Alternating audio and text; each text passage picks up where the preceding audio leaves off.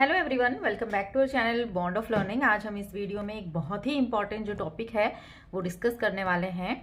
तो जैसे ही बच्चे क्लास फर्स्ट में आते हैं, जो हम पेरेंट्स होते हैं, बेसिकली हमारी प्रॉब्लम ये होती है कि बच्चे कैसे रीड करेंगे। ठीक है, तो आज हम इस वीडियो में यही डिस्कस करने वाले हैं कि कैसे आसानी से आप अपने बच्चों को रीडिंग सिखा सकते हैं। तो सबसे इम्पॉर्टेंट, आपको हमेशा दो बातों का ध्यान रखना है कि बच्चों को जब भी आप रीडिंग कराएं, एक तो आप हमेशा उनके साथ बैठें, ठीक है, प्लस उनको डेली बेसिस पे आप रीडिंग कराएं, क्योंकि फर्स्ट क्लास जो होती है उसमें जो सिलेबस होता है, उसके जो चैप्टर्स होते हैं वो पहले की तरह यूकेजी या एलकेजी की तरह नहीं होते हैं, बिल्कुल डिफरेंट होते हैं। तो आपको थोड़ा एफर्ट और टाइम उसमें डालना पड़ेगा। तो आप हमेशा बच्चे के साथ रहें और डेली बेसिस पे कराएं। अब वो डेली बेसिस आप अपने बच्चे की लर्निंग एबिलिटी के अकॉर्डिंग, कैचिंग पावर के अकॉर्डिंग या अपने टाइम टेबल के अकॉर्डिंग फिक्स कर सकते हैं। 10 मिनट्स, 20 मिनट्स, जितना भी आपको सुटेबल लग रहा है। ठीक है, तो अब टॉपिक ये है कि बच्चों को सिखाएं कैसे रीडिंग करना। देखिए, सबसे इम्पॉर्टेंट जो दो टिप्स मैंने शेयर करनी की हैं आपके साथ, वो तो आपको करनी ही है। साथ में एक और चीज़ आप देखिए कि अगर आप घर पे प्रैक्टिस करा रहे हैं तो कोशिश करें कि इस तरह की जो ड्राइंग वाली बुक्स होती हैं वो आप लेके आएँ और इनसे रीडिंग कराना उन्हें शुरू करें।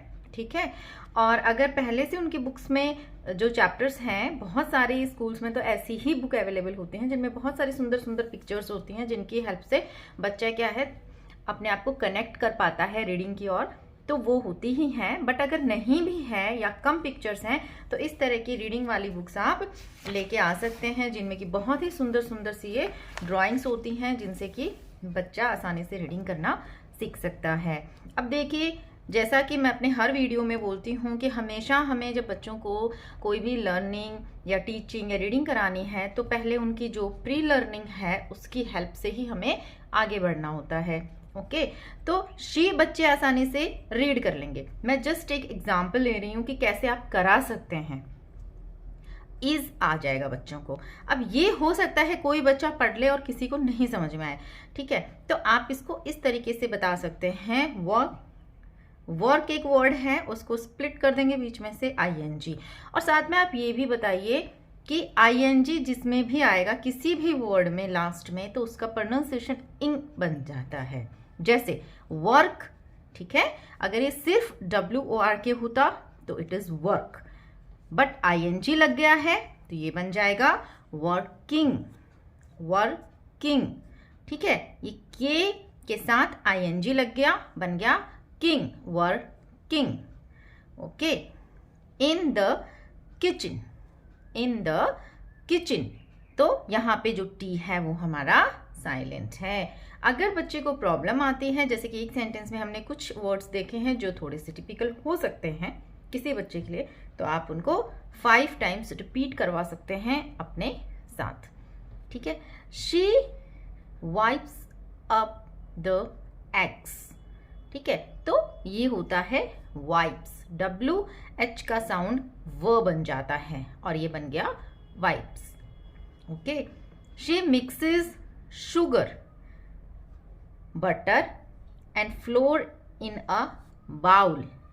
तो जब ये बाउल वर्ड है, फ्लोर है, इनका प्रोनाउंसिएशन जब आप कराएं तो साथ में बच्चों को बोलें कि बेटा ध्यान से ये स्पेलिंग आप देखिए, क्योंकि आगे भी इनको फ्लोर वर्ड पढ़ने को मिलेगा जिसकी की अलग स्पेलिंग होगी। और इसको और इंटरेस्टिंग बनाने के लिए इस रीडिंग को आप क्या कर सकते हैं, ट्रांसलेट भी साथ में करके बच्चों को, ये जो भी पैराग्राफ है, स्टोरीज हैं, सबसे पहले आप कोशिश करें कि स्टोरीज से ही बच्चों को रीडिंग सिखाएं, ताकि उनका इंटरेस्ट, जैसा कि मैंने पहले कहा, अच्छे से डेवलप हो, क्योंकि हर उम्र के बच्चों को जो स्टोरीज होती है ना वो बहुत पसंद होती हैं। तो फ्लोर, फ्लोअर, फ्लोअर, इस तरीके से, बटर, बटर, तो ये इस तरीके के कुछ कुछ वर्ड्स तो बच्चे पढ़ लेते हैं। कुछ में दिक्कत आती है तो आप उनको पहला काम ब्रेक डाउन कर सकते हैं, दूसरा अपने पीछे बच्चों को बुलवा सकते हैं।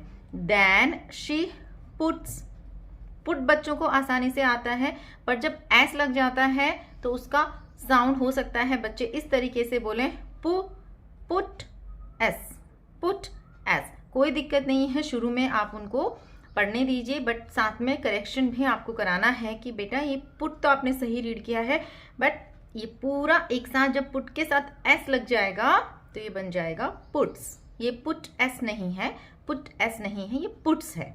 ठीक है। द बाउल इनटू, ये हो सकता है बच्चा इन अलग से बोले, टू अलग से बोले, क्योंकि उसने इनटू हो सकता है पहले एक साथ ना देखा हो, इन देखा होगा डेफिनेटली और टू देखा होगा, तो हो सकता है बच्चा इसको भी ब्रेक डाउन करके बोले इन टू द अवन। ठीक है। तो उसको बोलना है बेटा ये इनटू जो है वो साथ में है, देखो जोड़ के लिखा हुआ है। ठीक है। Into the oven.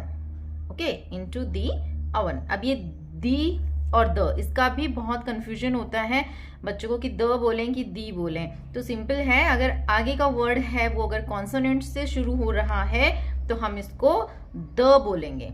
अब यहाँ तो वाउल है, ओ क्या है, वाउल है, तो जब ये वाउल है इसलिए हम इसका प्रोनाउंसिएशन दी करेंगे। ये छोटी छोटी चीजें ना आप बच्चों को साथ में बताते रहिए, क्योंकि एक बार याद करने से ये नहीं आती हैं, रेपिटेडली जब वो रीडिंग करते रहेंगे तभी ये चीजें उनको क्लियर होंगी। जब नेक्स्ट टाइम कोई भी वाउल हो और उसके पहले द हो तो उन्हें THE द, जिसको कि हम बेसिकली बोलते हैं, तो उसका प्रोनाउंसिएशन हो जाएगा the. Puts the bowl into the oven. ठीक है, इस तरीके से। आफ्टर हाफ एन आवर, ये यहाँ H जो होता है अगेन इट्स अ साइलेंट। तो आप कितनी भी आपने फोनिक साउंड बच्चों को पहले सिखाई होगी, ठीक है, आप उसको कंटिन्यू कीजिए, कोई दिक्कत नहीं है। पर फर्स्ट क्लास के से जब आप रीडिंग कराएं तो सिर्फ आप उस फोनिक साउंड पे ही स्टिक नहीं रह सकते हैं।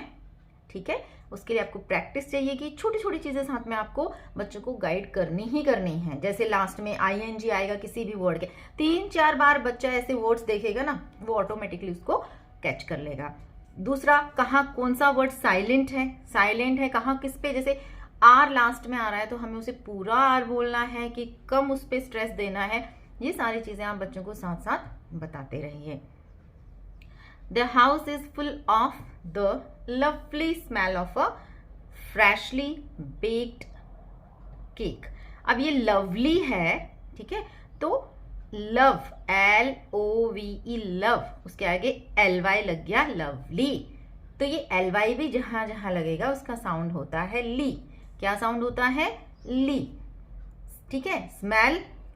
स्मेल ऑफ अ तो बच्चों ने डेफिनेटली पढ़ा होगा। सिमिलरली जैसे लवली था वैसे ही ये क्या वर्ड है? ये है फ्रेश, और उसके आगे लग गया LY, तो it will become freshly. Freshly, ये श है, हो सकता है बच्चे इसको स पढ़ें फ्रेशली, बट ये नहीं बोलना है, फ्रेशली है ये। बेक से बना बेक्ड, बेक से बना बेक्ड, तो उसको प्रोनाउंस कैसे करना है? बेक्ड बोलना है, ना कि बेकड बोलना है। ये बहुत ही कॉमन प्रॉब्लम होती है, जहां भी ईडी लास्ट में आता है उसको बच्चे ईड करके कुछ अलग ही उसका बना देते हैं, तो आप उनको साथ साथ में ये चीजें सिखाइए। इसीलिए मैंने सबसे पहले आपसे 2 पॉइंट ही शेयर किए हैं कि आप जरूर साथ में बैठें, क्योंकि एक बार अगर गलत प्रोनाउंसिएशन उनके टंग पे चढ़ गया तो फिर वो उसी को रिपीट करने वाले हैं, और हो सकता है कि करेक्ट कर लें, पर उसके लिए बहुत ज़्यादा एफर्ट्स आपको डालने पड़ेंगे। ठीक है।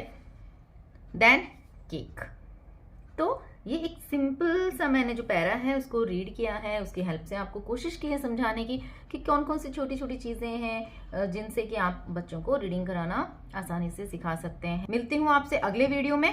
Thank you so much for watching.